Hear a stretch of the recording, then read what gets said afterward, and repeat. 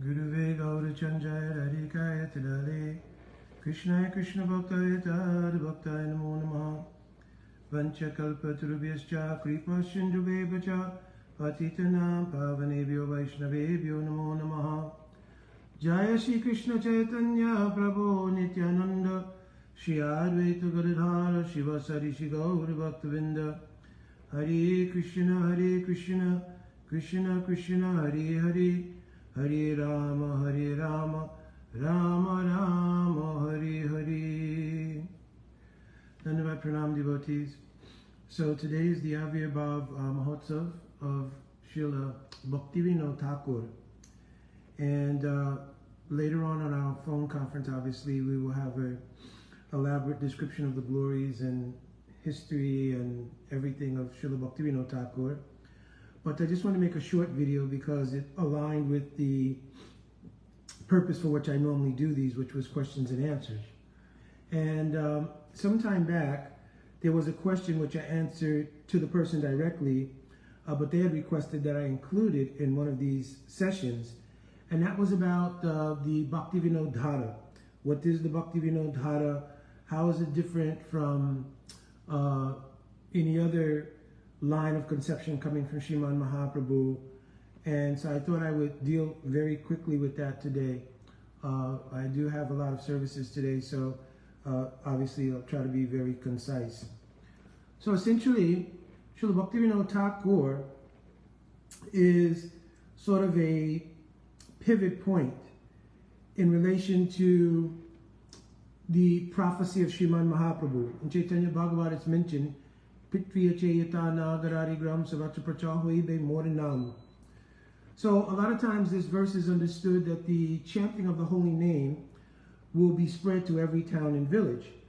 So of course the more substantial meaning of the verse is that not only will the Nam appear, but Nam with Nam conception, Nam practice, Nam bhajan, that the entire conception of Sri Nam will spread to every town and village.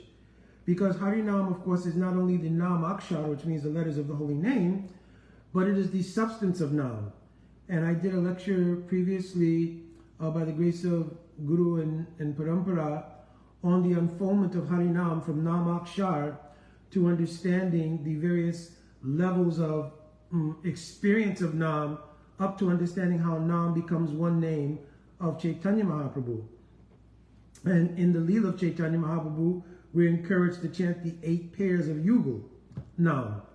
So I'm not going to kind of go back to that because I don't have time, but my point here was that the spreading of Harinam did not just mean the chanting of the Hare Krishna Maha Mantra, but it meant the conceptions, it meant the sadhana and the sadhya related to Nam. So those conceptions reached a pivot point sort of in the persona of Srila Bhaktivinoda Thakur. Srila Bhaktivinoda Thakur had the desire, if you read Solikata Jivani, his own autobiography, you'll see that even in his very young age, he studied the English language very deeply, and over the course of time developed a very deep desire upon his own, in his Acharya Leela unfoldment in Vaishnava Dharma, wanted to spread it around the world.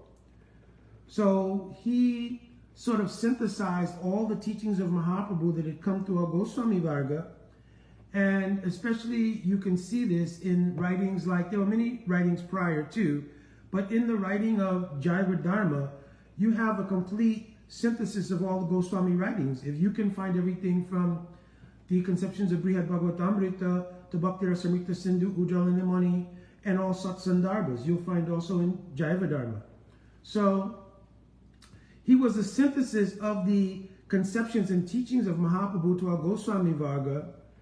As well, he was that pivot point in which now to spread these teachings in the English language became a prominent focus. He was the first to send books to the Western world, like to McGill University in Canada. So he was that pivot point. And of course, by having his son, Srila Bhakti Saraswati Thakur, he was able to fulfill that desire.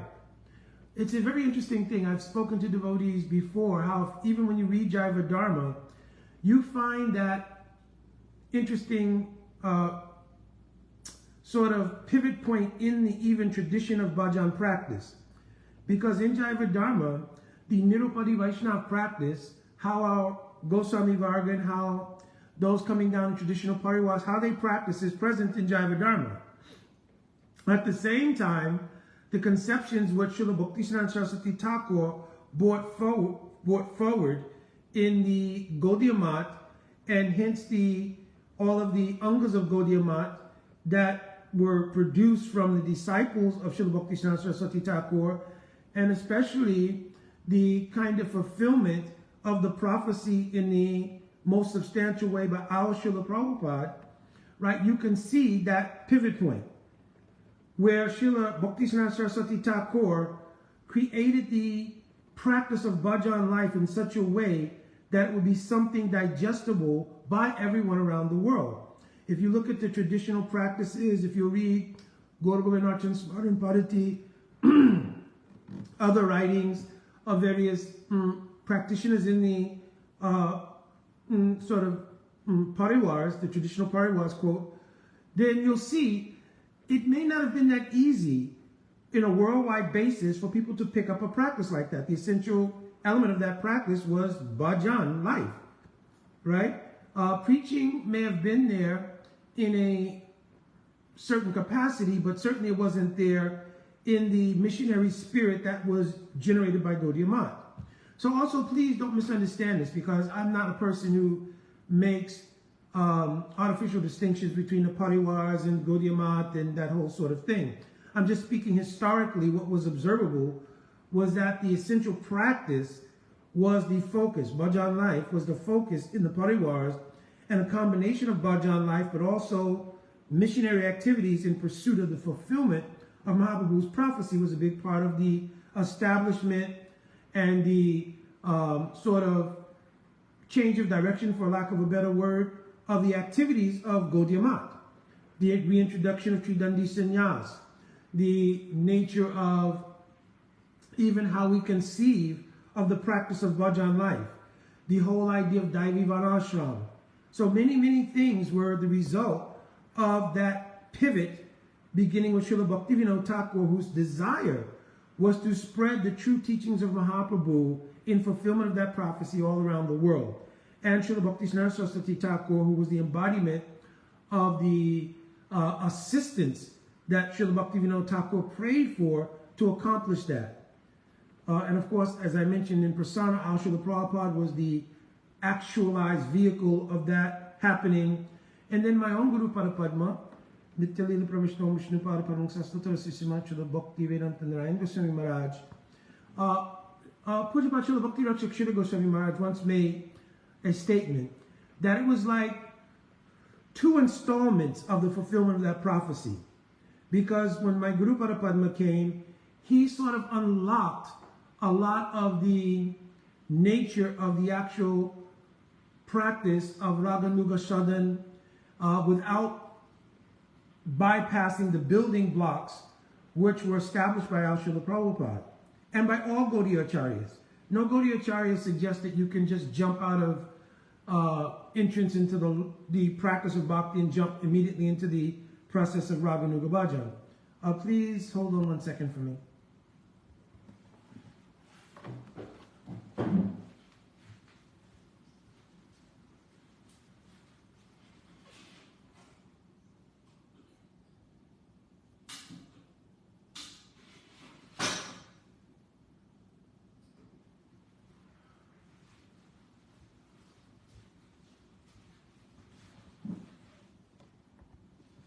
Okay, so no acharyas have ever mentioned just jumping from sort of the base level of practice up into the point of Raganuga Bhakti.